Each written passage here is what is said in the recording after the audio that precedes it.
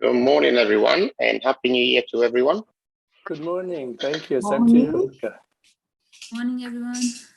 Morning, everyone. Happy New Year. Good morning. Okay, good morning. Let me just... Paulina, could I make you co-host? Would you mind? Yeah, totally. People in and out. Yeah, make me co-host and I'll let people in so you can go live. Okay. All right. Good morning. Good morning, everyone. And as I said, Happy New Year. It's been an interesting start to the year in crypto, as you very well know. Whatever I had ready for today's session has actually had to change because of current circumstances. And as you all know, the crypto prices have taken a dive in this past few days. So we're going to dive right in and understand why all of this is happening. Okay, and it is important, first of all, to understand that we are looking at an asset class. Okay, so as we're talking about investments, we need to look at it compared to other possible investments.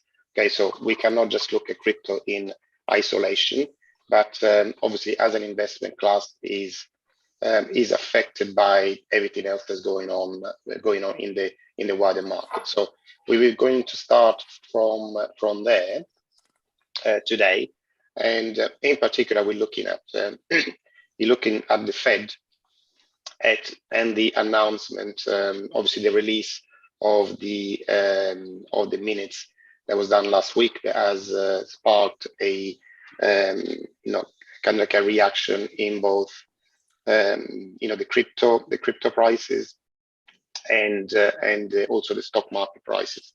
So the two things are highly correlated, and we're going to have a look at why.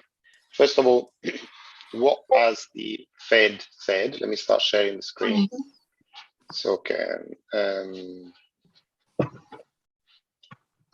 I can show you what I am looking at. So the first of all that the Fed has announced is that they were obviously what's the big worry for the authorities at the moment. The worry is inflation, and if you've been following the inflation both in obviously I don't know what it is like in every country, but both in the US and the UK, very high inflation numbers were shared just before Christmas.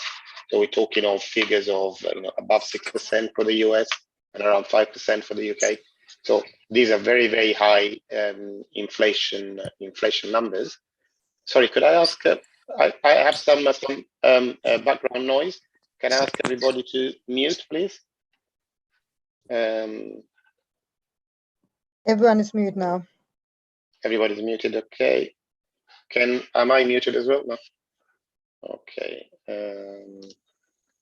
Let me just make Duncan as a good morning, Duncan. So I have an additional co-host as well. We got two today instead of one. Okay, excellent. So what the Fed has actually one of their remits is to control inflation, and obviously they really don't want the inflation to run away. A couple of things that they have announced is that, first of all, that there's going to be several rate hikes in the new year. Exactly 3 different increases in interest rates have been announced. This is before Christmas, by the way. This announcement was, and also that they are going to phase out the stimulus packages. Okay, so basically the money supply is going to be tightened. Okay, so what does this translate? How does it translate in the general market? It translates into kind of like higher cost for businesses, in the sense that obviously if the interest rates are higher, then the money that they borrow is going to cost them more. And at the same time, this stimulus packages meant people had money in their pocket to spend. And as this is phased out, then obviously that as well, there is going to be less money in the economy to be invested. And normally, the way that this, when there is a stimulus and people get money in their pocket, then they go into either spend it or invest it. So it eventually finds its way into different asset classes. And this, historically has been the stocks and shares market, and more recently has been the crypto market as well. So it is understandable how that supply, when that supply tightens, then it has an effect on the wider market. Now, on the minutes last week, it was announced that the pace of this is actually will increase, because the effect that the Fed wants to have basically is to bring inflation under control. Okay, so this is the effect that in the short term they hoping to have. And obviously, from the point of view of the market, this was a surprise announcement. And so whenever there is something that is not expected, there is kind of like a big reaction in the market.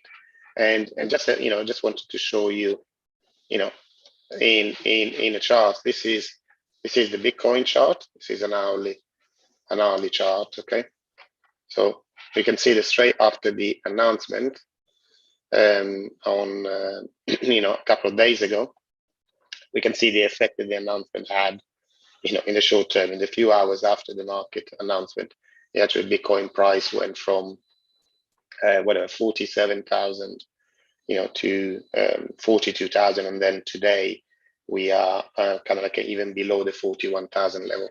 I mean, if we measure this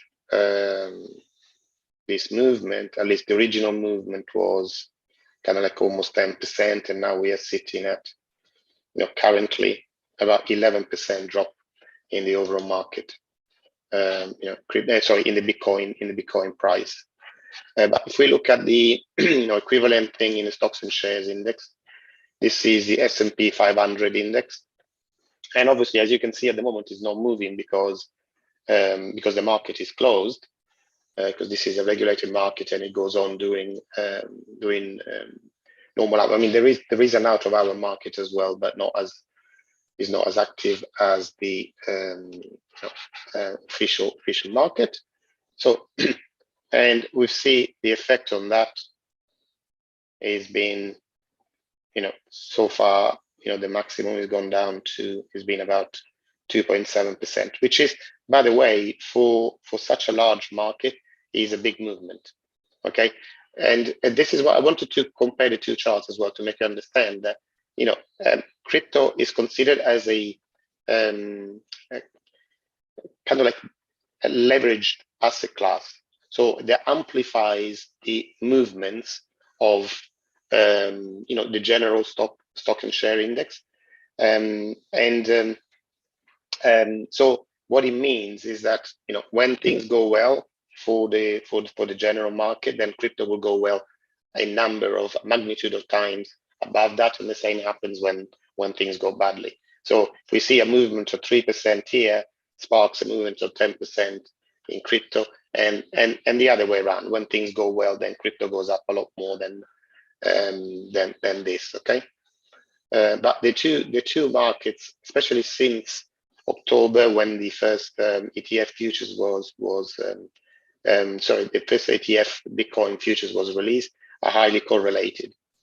Okay, so a movement generally in one of them sparks a movement in the other one as well. Okay, now and let's see things now from a slightly different perspective. As most of you will be familiar with Cathy Wood, that runs one of the most successful investment funds, concentrating on innovative products and new markets. And this is, let's see what her analysis has been, of this thing, because at the moment, as I said, the whole concentration has been on inflation. So at the moment, fears of inflation is kind of like driving the market right now. according to a view, is that this will give way to confusion and fears of recession, because obviously, if prices are higher for businesses, it means that generally businesses, the economy will not grow as fast in a more expensive and restrictive monetary policy. But then, in a few months' time, then this will pass from a fear of inflation to fear of recession, and especially if we are looking at the recent economic activity. The last economic reported activity in the third quarter in the US showed that kind of like 2% growth in GDP. Now, this 2% growth, to be understood, it was completely down to, sorry, let me see, down to an increase in inventories because of the disruption in the supply chain management across the world.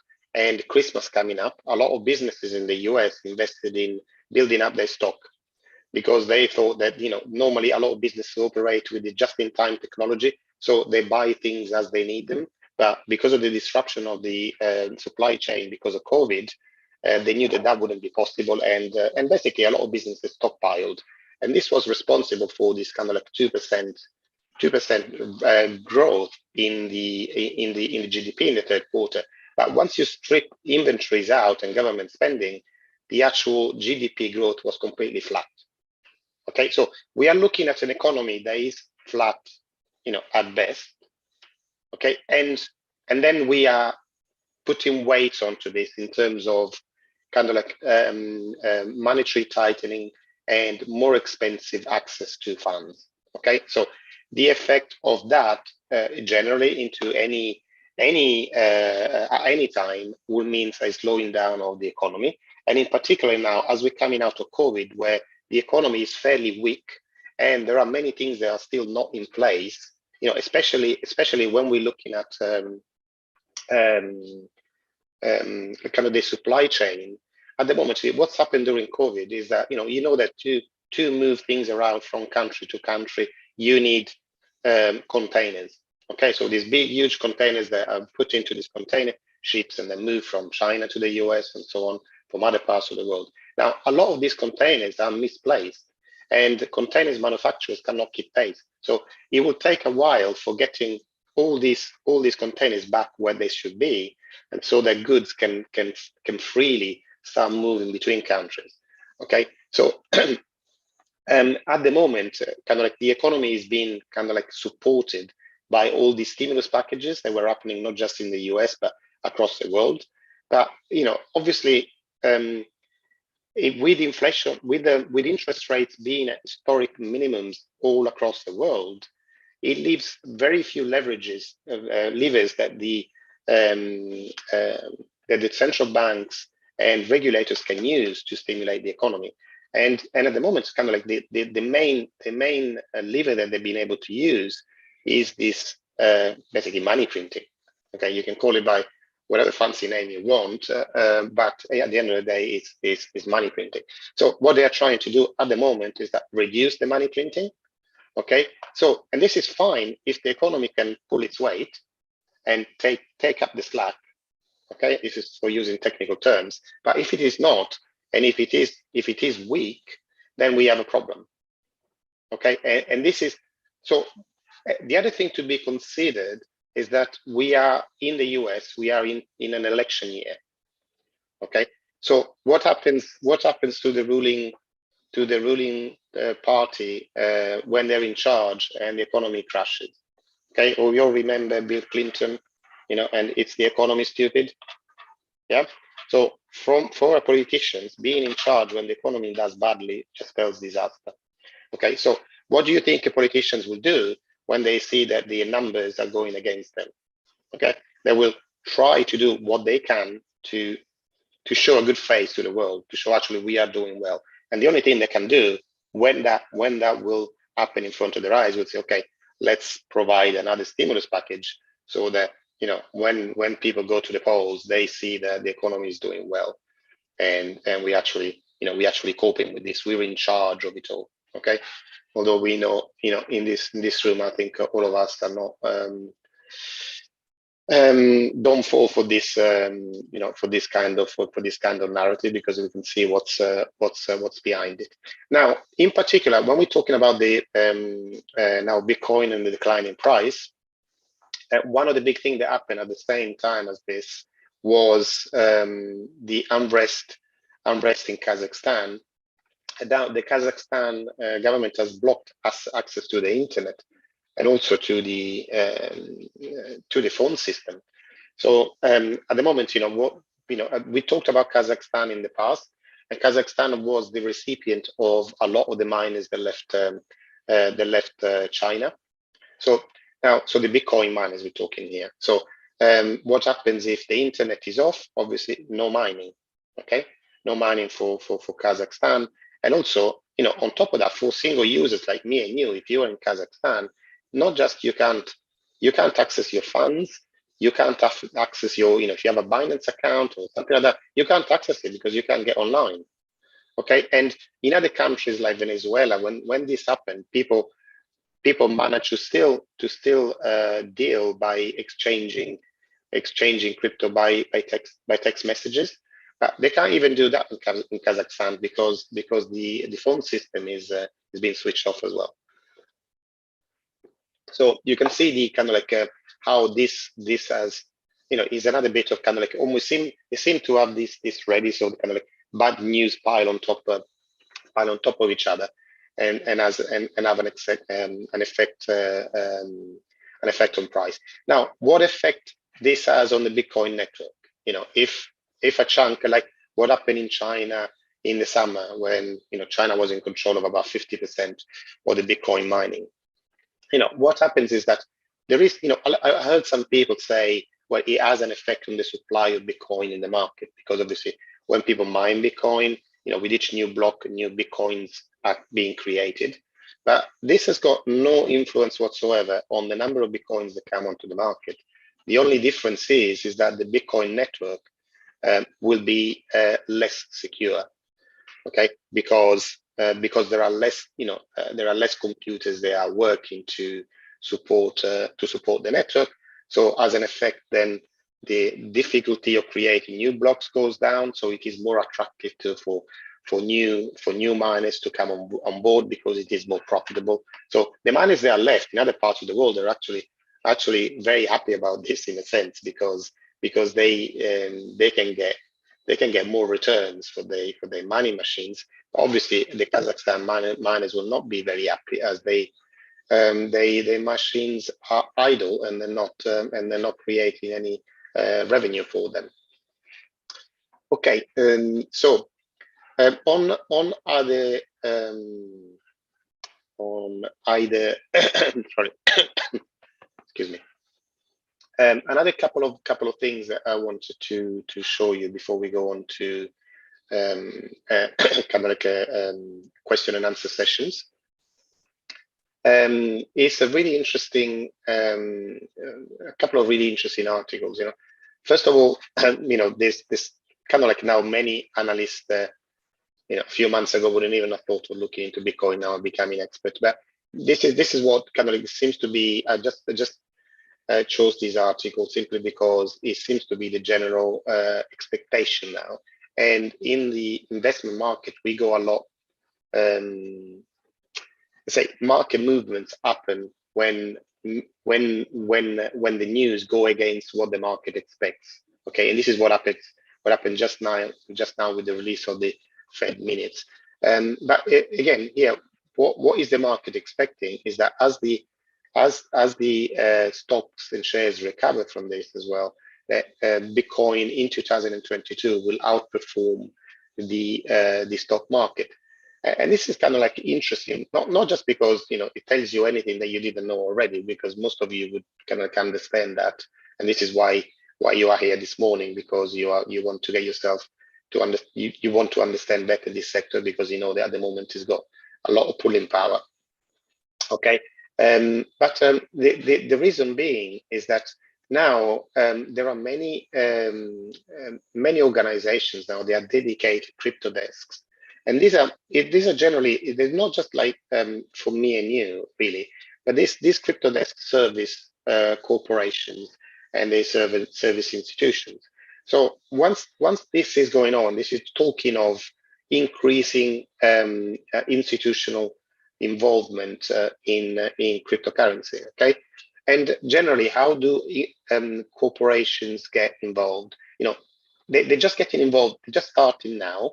Ever since the first ETFs and the first indexes have started to come to light towards the end of last year, because the first thing that they need to do, and if you see here, actually you can see Kevin O'Leary is one of the main things that he does. For example, he invests on behalf of pension funds, of investment funds. Okay, and obviously the thing that for them is of primary importance, first of all, is to be compliant. So they couldn't even start really looking into crypto until there was a little bit more regulatory clarity around it. And since Germany and Switzerland and Canada and other countries have started approving indexes and ETFs in cryptos, and then later on the US, then it's made it possible for them to be involved. Now, what are the way that these investment funds get involved is they got very strict rules. Generally, these rules for investing is a maximum of 5% in any one project, in any stock, for example, or something like this, and a maximum of 20% in any asset class. Okay, so at the moment they haven't even got to the first layer, because the way that the many institutions actually looked at crypto was as a tradable asset so far. So as a tradable asset, they were happy to hold between 1 or 3% maximum, or their funds under management, and they were looking at them as a tradable asset, so to trade it in and out of it, not as a kind of a long-term storage, as like, for example, as MicroStrategy does, but more something that, okay, as we have many other assets, so we got precious metals, and we got funds, and we got guilds and everything else, and Bitcoin in particular was was one of these assets that was tradable, but they were holding it just for the basically take advantage of the volatility in the market more than for long term. Now that things are a bit clearer from the regulatory point of view, you will see them moving a larger part of their funds into cryptocurrency until they get closer to kind of that 20% maximum that many of these funds have as part of that. And why it is important as well is that the first priority they have is capital preservation. So this is what has stopped many funds getting into crypto, like the high volatility has stopped them getting involved with stronger positions. But that slowly, with the change in attitude, especially from the advisors, we're seeing a kind of like an increasing presence of institution in this market. Okay, and obviously that will not make you any happier when you see that the price has gone down so much recently, but we're looking more like a medium to long term rather than just in the short term. And the other thing that I wanted to show you, so the last bit before we go into questions, is this. This is really interesting. Have you ever heard of initial litigation offerings? Okay, and this is in particular is talking about a producer of medical marijuana that is suing one of the counties in California that destroyed these crops last year. More than 1 billion worth of crops were destroyed, and so they're suing this this local authority in California. Now, obviously, as you know, in the US, litigation costs are very high, and this has been a new company, was kind of like cash strapped and was not able to kind of finance the litigation. So they were looking to find a new way of financing that. Now, litigation funding is something that has been available already, but to very wealthy accredited investors. So people that will fund the cost of this litigation, and they will get paid back when once the litigation was successful. Okay, so the difference in this is that in this they go one step further now of setting up what they call an initial litigation offering, which is kind of like the same way that there is an ICO for crypto. People can contribute money to this litigation in expectation, and then when the litigation is successful, then there will be paid back with a lot of interest when that happens. And the interesting thing now is that also apart from this case in particular, now they are looking a rival which is looking to establish a platform to kind of like a marketplace for these initial litigation offerings, so that small investors like me and you can also take place in some of these litigation. And it is kind of like, in a way, it's another kind of risky. Obviously, this is very risky because it's connected with the litigation. If the litigation goes badly, then your funds are lost as well. But it's another possibility, or another investment class that wasn't available to small investors before, only to kind of like larger investors and hedge funds, and now it is available to everybody. Kind of like the same thing that is happening with crypto. The big innovation, that's why I like really being in this space, is not so much because, okay, you can buy this token and it can go, it can go to the moon or so much, but it's simply because you can now, let me just stop sharing so I can actually see you. The difference is that you can now invest in innovation at an early stage. If you look in the past and you look at important projects, whether it's Google, whether it's Amazon, Facebook, and so on, generally for most people, the first time that they could invest is at the point that this project came to market. So the moment they went onto the stock exchange, they did an IPO, then it was possible for us to invest in these projects. Okay, but by then, a lot of the initial growth has already happened. So that explosive growth that can go something can grow, 100, 1,000 times and so on. By the time that they get to market, it's already gone. Yes, they can still do very, very well, but you lost that initial thing. Well, now instead with crypto, you can seed a project from the beginning. So really from the idea, and I've seen it. And I know I talked to a few of you about one of the projects that I followed in Cardano, which is kind of like a metaverse project, called Cornucopia. And it was interesting because it's a project that I followed ever since it was announced and when it was just an idea.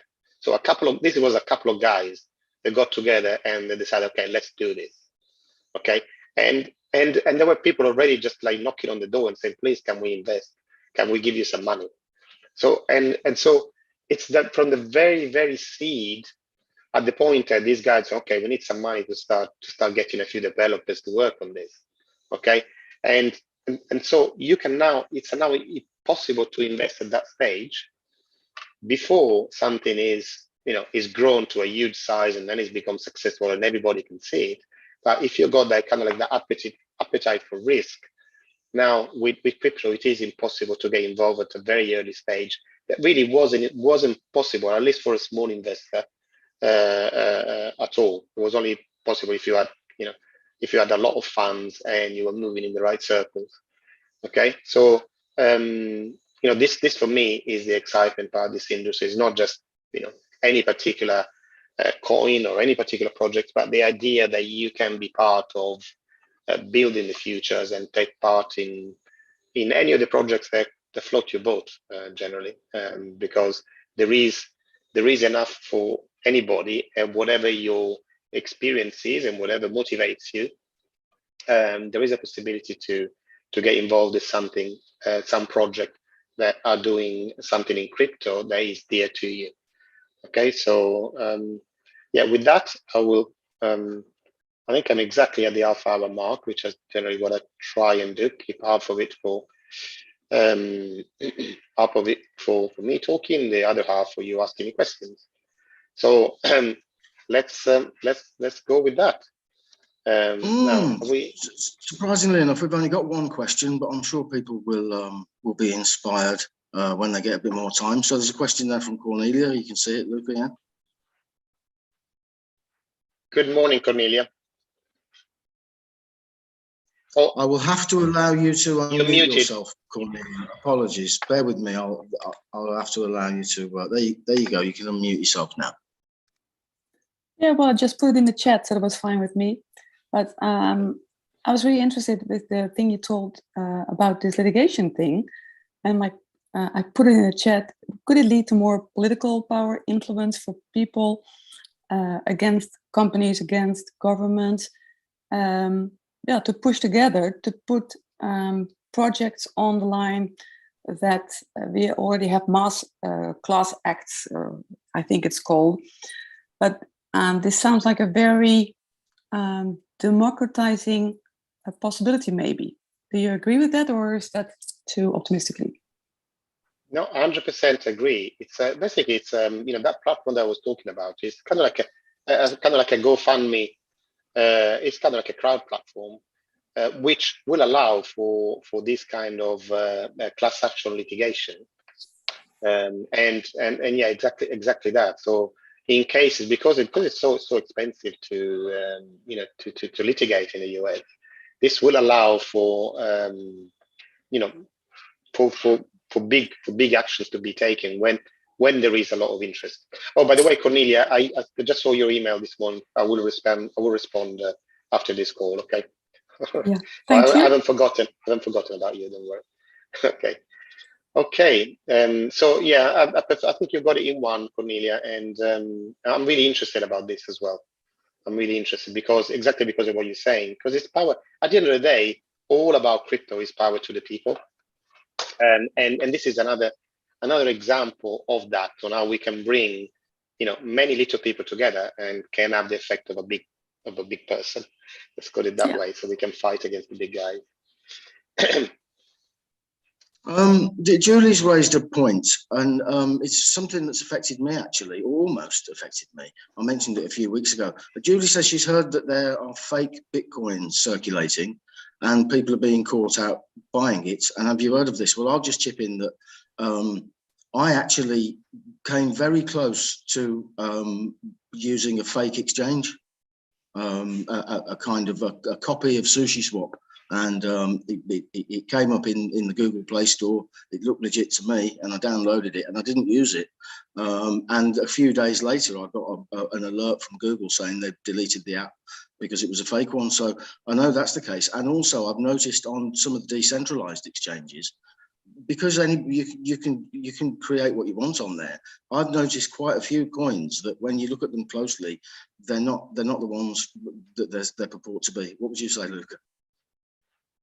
Yes, especially on decentralized exchanges, you have to be very careful. I mean, the one thing that to keep safe is if you, let me share my screen again.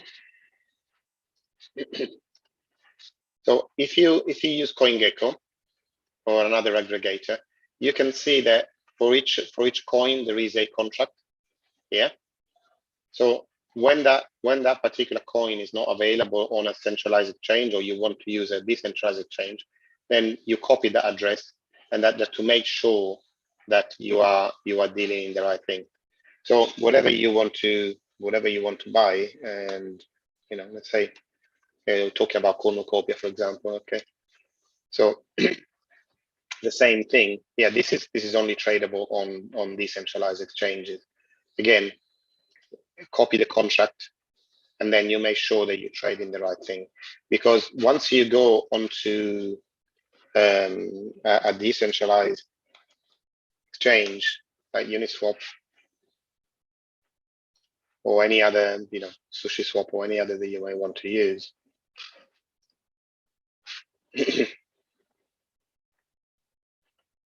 when you get here and it says select a token, now the most used tokens will be here. But at the end, there's thousands and thousands of tokens. Obviously, then they're not all. They won't all be on the list. And at some stages, if you want to deal any small tokens, you need to add them. Okay, and here you actually add your kind of like your token to know what you are dealing with. I mean, in this case, I mean, copy was actually it's in I'm looking at the wrong thing because it's in the Binance Smart Chain. So we're looking at the wrong DEX.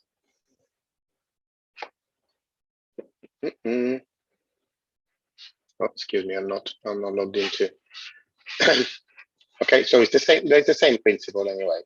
So when you want to then choose a different token, as you can see, there's only a limited number here already listed.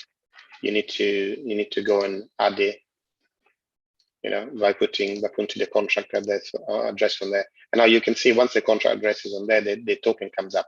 But anybody could create a token, call it copy, okay, and then you can find you on Facebook, and as you can say, Duncan, then you think that you're trading that thing, and instead you're trading something that's completely worthless, and you give away your good hard-earned money for something that's not worth anything. So that's the way that you can keep safe. You just make sure that what you are trading, you got that contract address from a reputable source, okay, and not. Yes, Nick, you can just trade on the trading pair, but I just wanted to make sure that it might be on a different exchange of the one you want to use. So I just wanted to make sure that people will know how to recognize the right token in the first place. Okay. And so obviously when somebody generates a token, if somebody generates another token, it's called copy, for example, obviously we'll have a different contract address. Okay, it will not be the same as the one that's on CoinGecko. And that's how you lose your money, by using the wrong by using the wrong token to buy. And even on CoinGecko, sometimes there are several tokens with the same ticker. Okay, so the same symbol may have 5 or 6 different tokens that use the same symbol. So you have to also always make sure that you are selecting the one on the one that you want to trade. Cornelia will say, is this issue not on Coinbase? No, because once the token is on a centralized exchange, obviously, it's they have done all that checking for you, okay, and they are they guarantee that is the right thing to trade. Obviously, they wouldn't put a fake token on their exchange. Okay, so this is generally an issue for decentralized exchanges. Okay. Okay. Eric's got a question about a specific exchange. Have you heard of it, Decoin.io? No, Eric, I've never heard of it. Obviously, it's one of the smaller exchanges, but there are some, some of the. So there are some kind of like official exchanges that the projects work with to list their token, and they do that, for having agreements with them and providing liquidity for their particular tokens. And then there are, and there are certain other projects that exchanges see that there is a lot of activity around a certain project and decide to list that project. So I'm not quite sure how where Dcoin fits in with their relationship to Copy. I don't know, to be honest. I don't know that exchange.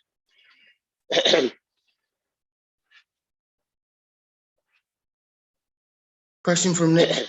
You said, do you recommend disconnecting DEXs from your MetaMask connected sites list, Luca? Yeah, I mean it's up to you. To be honest with you, I'm quite happy to disconnect them because I always know where I'm going when I'm wanting to connect. I mean, it's like other things, it can make life slightly easier, kind of like make your connection faster. But to be honest with you, as long as you are, you have earmarked and saved the right connection, in your browser, you can rely on that, to go to the right place for your trading. and Nick is asking, is there any security risk for leaving them there? You know, the security risk is just, you know, depends on if you are if you are connected to the right place in the first place. So, and that's where the kind of the security risk is that maybe you are just clicked on a link, and maybe you haven't used that exchange, but the next time you want to use it, then you go directly to that rather than going to the right address. So this is the security. As long as, you know, it depends on how thorough you are in the things that you connect to your wallet in the first place. You know, you don't need to really record every single contract in your wallet. So up to you. Obviously, it depends. This is a decentralized world, and your security is only as good as what you are. Really. So it depends on how careful you are in connecting to these sites. If you're perfectly confident that you can always recognize the good sides from the bad sides, then it's fine. But I'm rather rely on my, you know, when I connect the first time, I record the sites on my, you know, on my, what's it called? Gosh, I've got a blank. You know, on my browser. And I rely on that on the bookmark basically, and then I always go to the same place. Okay, rather than rely on the wallet. Okay, but there's another thing as we are talking about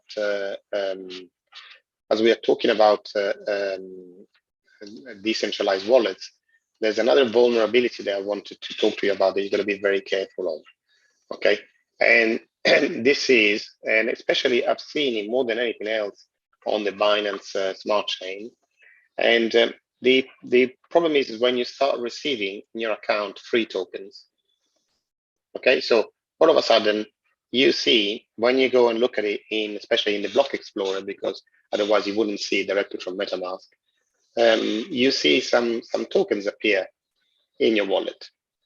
Okay, and these are things that you haven't requested. There's no airdrops that you asked for, nothing. So you just see these tokens in your wallet.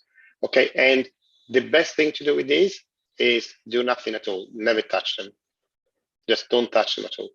Leave them where they are, because the moment you start interacting with them, you start giving them permissions and to do things on your wallet, and this is how your account gets compromised.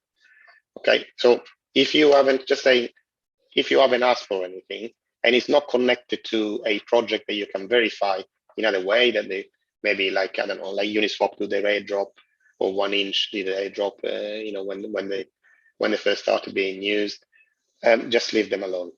Okay, make sure before you try to do anything with them, if it's worth doing anything with them, make sure that they are legitimate, and check it every way you can.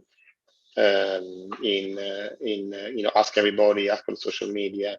You know, Discord and Reddit are normally quite good with these things. You know, they're quite good at unearthing scams quite quickly. So make sure you do that. Okay. You've elicited questions. Now, Cornelia So, said, wants to know. Yeah, sorry, Duncan. No, I was Sorry, just Duncan, saying you've elicited some questions, so you can see them there. So go ahead. You don't need me to read those short questions to you.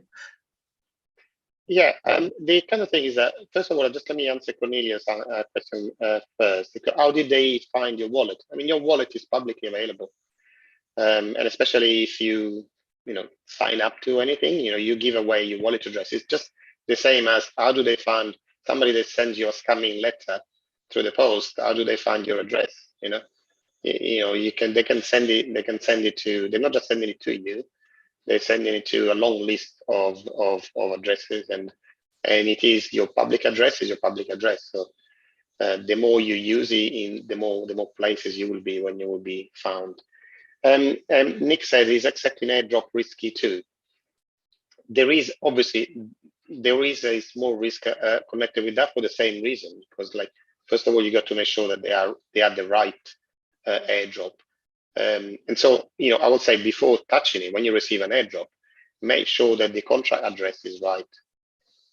So go to the project that you connected to receive the airdrop, and make sure that you have the right contract address before they start touching those tokens. So it's not, in itself, it's not saying airdrops are risky. It's just the scammers that can use, especially when there's they wouldn't bother normally about small projects. But if there was like a big project like MetaMask, for example, which is rumored to do an airdrop in the future, okay, then obviously scammers will know that most people in crypto have MetaMask, they have MetaMask wallet, and so it is likely that there is going to be some scam connected to that. Okay, so the bigger the project, the more likely it is to have some scams attached to it.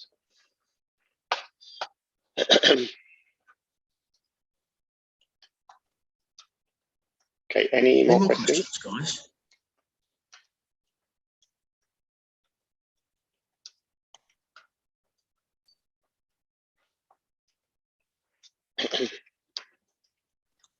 Brave Wallet. And Karen was also asking about VPNs. So let's bring your attention to that as well. General opinion on should you be using a VPN, and if so, which one would you use? I use Windscribe. I have mine set to Australia because it just seems like the best connection from Vietnam. But Luca, over to you. Now, I use a VPN as well, simply because just added security.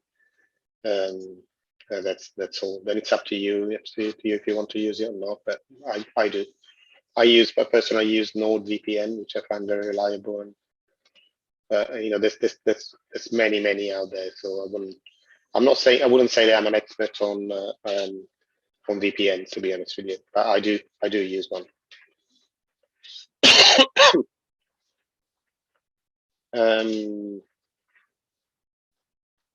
Do you use Brave Wallet? I know you use Brave Browser, but Nick was asking about Brave Wallet, and Pierre reckons he's had a fake email. It's unusual.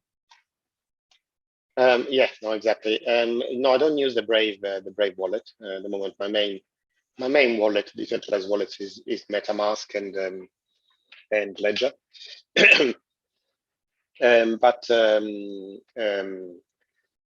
Regarding Exodus, I mean, I haven't. Obviously, I've got an Exodus account as well, and I haven't received an email, but I know that they are circulating. There's lots of scams that are circulating regarding Exodus as well. So I'm pretty confident it is a fake, phishing email. Wanting. I'm not quite sure, even without looking at the email, that it would contain a link.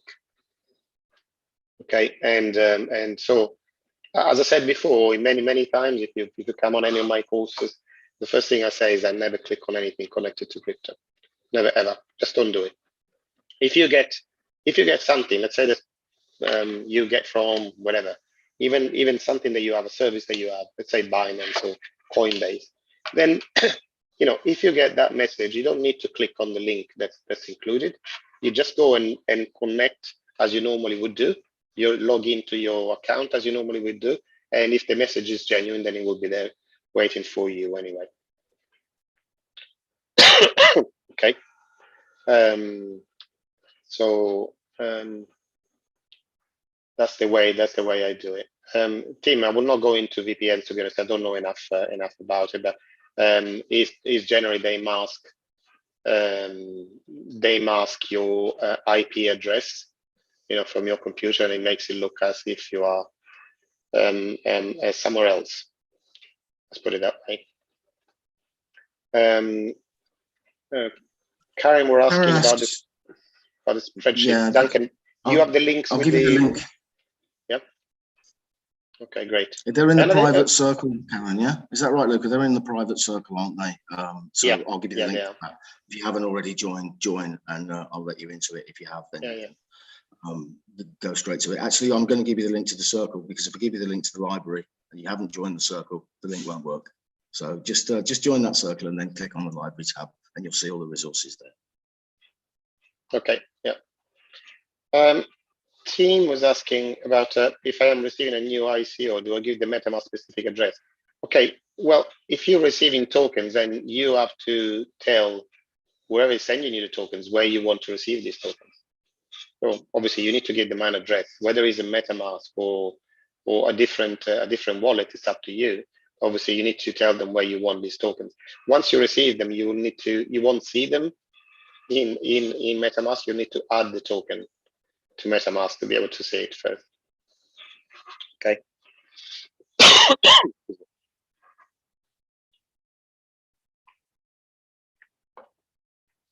Okay. Come on, let's keep them coming. Any more questions?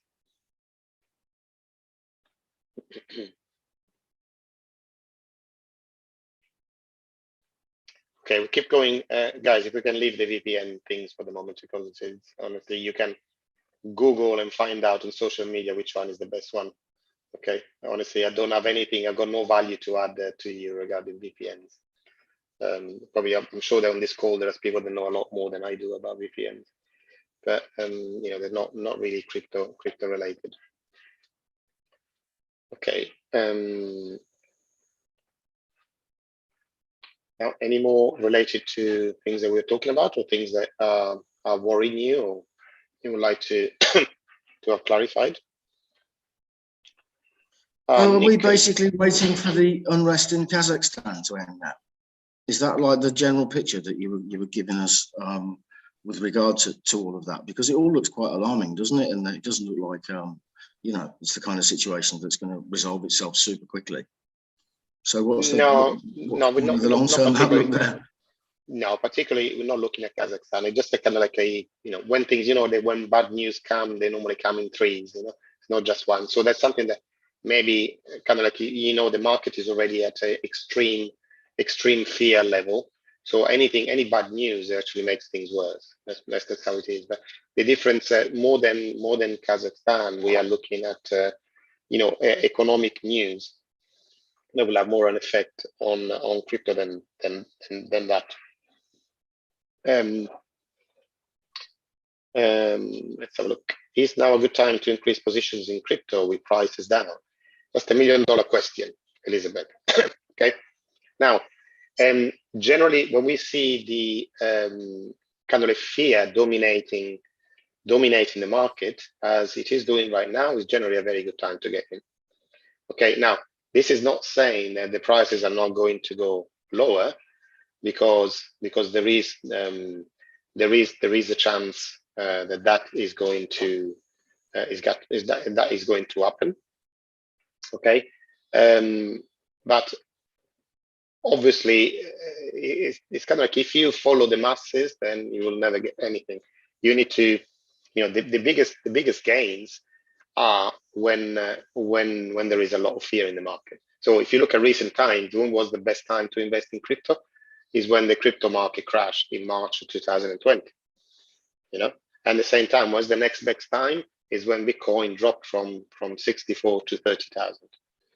Okay, so it's up to you now. You have to take a view on what the market is going to go to be like in the next few months. But at the moment, yes, it looks like fairly depressed, and also it looks like a bit of a knee-jerk reaction to the announcement last week. Sorry, the announcement a couple of days ago by the Fed. Okay, so when that kind of like news are digested, we expect to be at the very least a relief rally. You know, even if we continue to go down a little bit, that you know, as Cathy Wood was saying, this could be the best time to invest in a very long time, because once the market sees a new stimulus coming, then things will start going crazy. So at the moment, there's still the inflation narrative is dominating. So kind of news we get from the regulators are in kind of, we need to tighten our belts really. So less money, less money available for everybody, more expensive for your mortgage and whatever else. So people are a little bit scared. Okay, but okay, Nick. I'm not going to talk about any specific project like DeFi Kingdom or the same thing for your team. Okay, so let's talk about things that are a bit more in general. But in general, I think when you look at a specific project, if you look at the what's it called, the roadmap, and see what they got coming in the next few months, in the next few months, and also you can start judging them as well about how they've done in the past. They had a certain roadmap in place. Have they kept to it? Are they good at estimating where they're going to go next?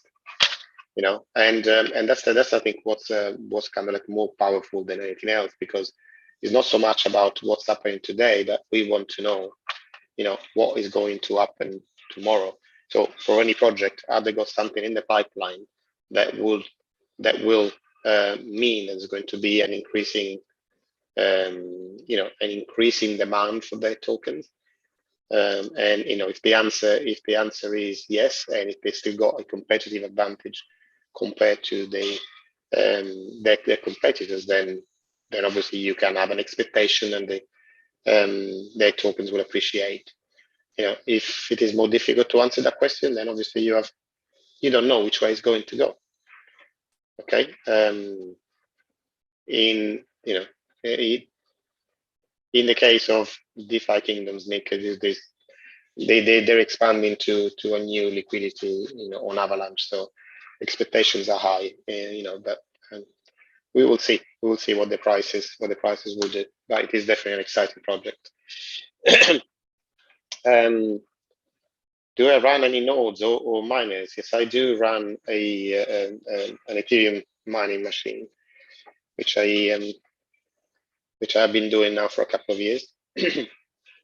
So I've mined different things. I run GPU miners that can mine basic proof of work coins apart from Bitcoin.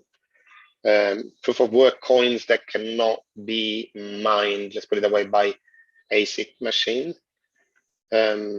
which will make mining for me unprofitable. But so I've mined other things in the past as well, like Raven coin and so on, and other things. But at the moment, Ethereum is the most profitable to mine. But this also gives me flexibility because it can be used in other things as well, like AI, and giving capacity to projects that need GPU power. Okay, apart from crypto itself. Okay, we got a couple of minutes left. So if you have a burning question, please let it come out now or forever hold your peace. Okay.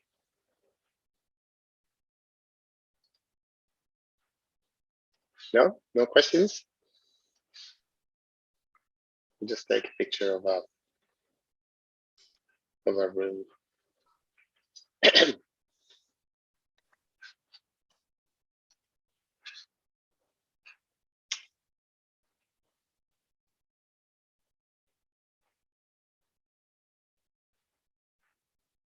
Sorry, team say, how do you remove extra Google auth?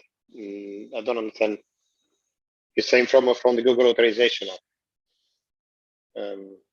So things that you don't need. I can't remember. I need to look into the app to have a look. But if you don't need to use it, I mean, it will not be.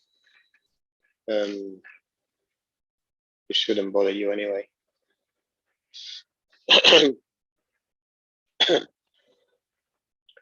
Nick, I'm not looking at any more. To be honest with you, I'm not looking at any nodes and miners at the moment. I've got different different strategies that can make that irrelevant at the moment. Okay. Okay, guys, it's 9 o'clock, so we'll bring the room to an end. Duncan, Can I just yeah, sorry.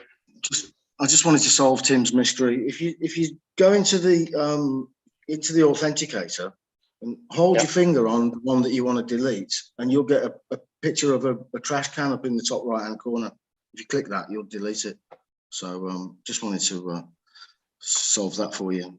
Luca, were you going to ask me a question? Brilliant, Duncan. Thank you very much for the tip. No, just wanted to know if the recording is ready now for everybody.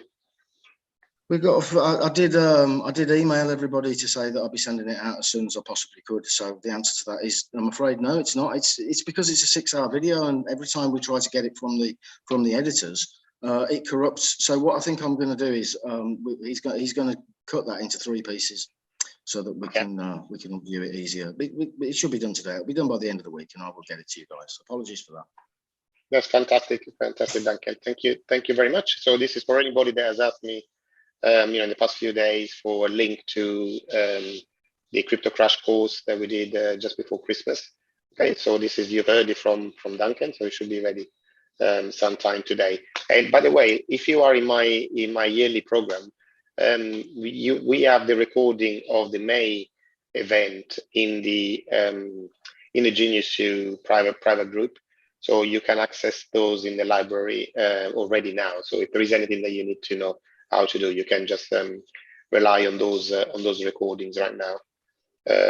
Obviously, the ones that we did before Christmas is just kind of like a little bit updated, with the latest exchanges, but pretty much the information is the same. Okay, all right then. So I will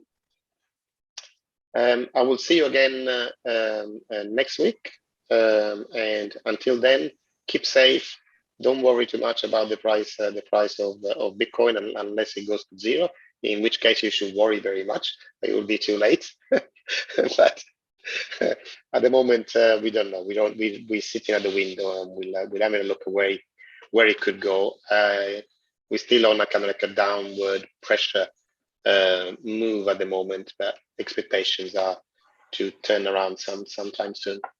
Duncan, sorry, you want to say something? Yeah, actually, for anybody who was wondering if the prices have got any further down to go, I can pretty much guarantee they have, because I haven't bought any more lately. So obviously, when I do, that will cause a further fall across the board. So get ready for that one, guys. I'll try to warn you.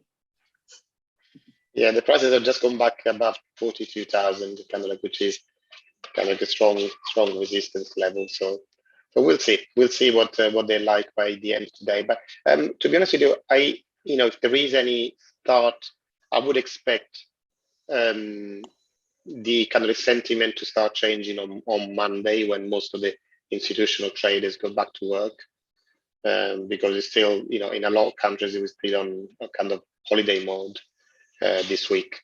Okay, so from Monday we will see where the wind blows. Okay, at the moment, I hold tight. That's my educated guess. Okay.